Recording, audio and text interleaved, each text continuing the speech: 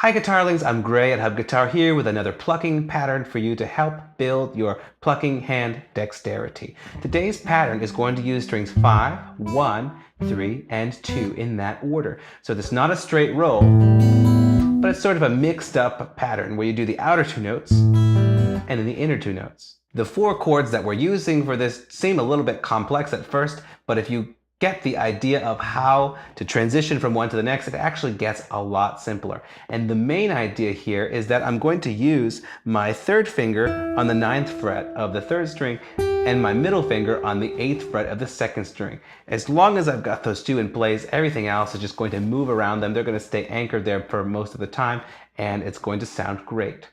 So let's start. I've got my E minor 7 chord, so I've got my index finger on the 7th fret of the 5th string, and then I'm going to put my 4th finger on the 10th fret of the high E string, like that. And in between those 2 points, I've got my 3rd finger on the 9th fret of the 3rd string, and I've got my middle finger on the 8th fret of the 2nd string.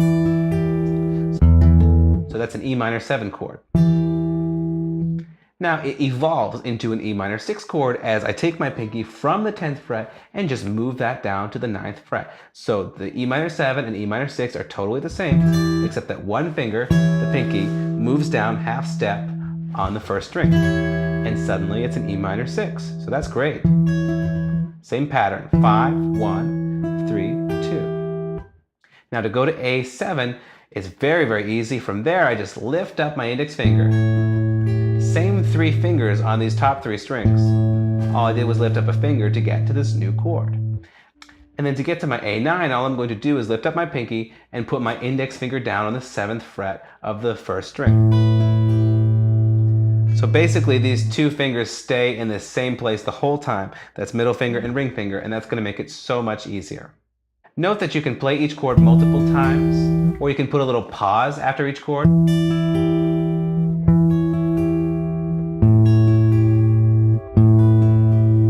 This is not really about the gymnastics of quickly switching chords that you would need as a rhythm guitar player.